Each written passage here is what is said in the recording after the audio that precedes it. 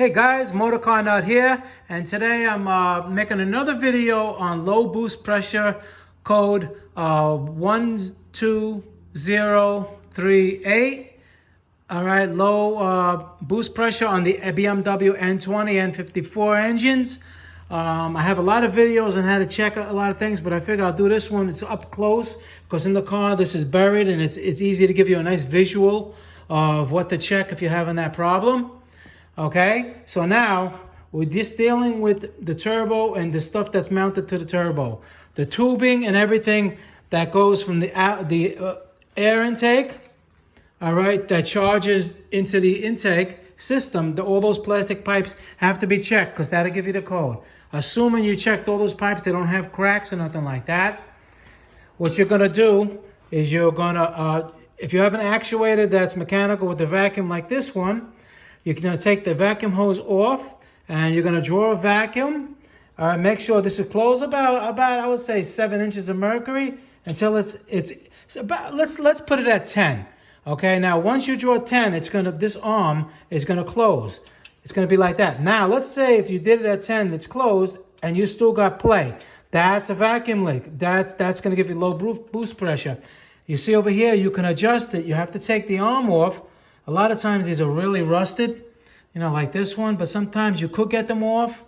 If you back out the screw and you turn the arm in, let's say like about 2 or 3 turns, then do it again, check with the vacuum. And once you got your 10 inches of vacuum, you check. And if it's tight, that could have been your problem right there. If not, and let's say you did that with the vacuum and it's tight and it's not moving at all, then it's not this. What else could it be? Well, it can be the diverter valve is leaking, all right, that diverts the boost pressure, like a blow-off valve. It's right here in the car. It's buried, so that's why we're doing it like this. You can take it off. It's hard to get to the bottom bolt, but it is doable when you know that you have to take the whole turbo off, which is going to be a pain in the neck. You're going to probably have the patience to try to get to that bolt and take it off. And check it, make sure it's okay, or replace it if they're cheap, okay? After that, what it can be is the turbo itself. All right, the bearings blow out in here. Let's see.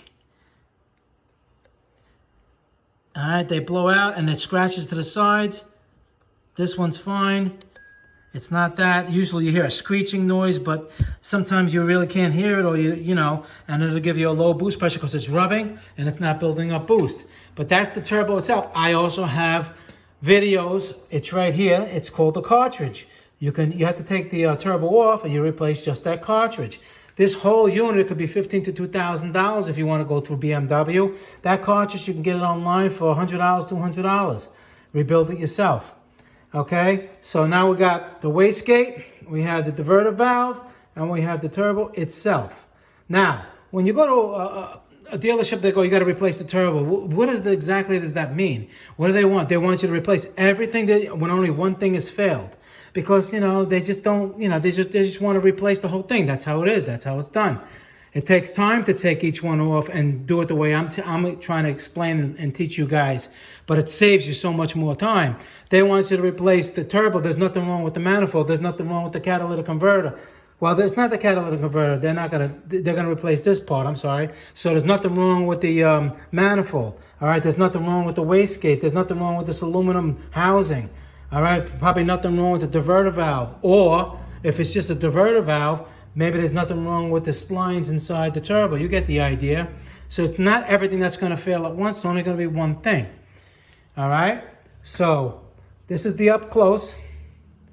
And it's just basically the turbo system. This is the cat. Turbo's right here. Here.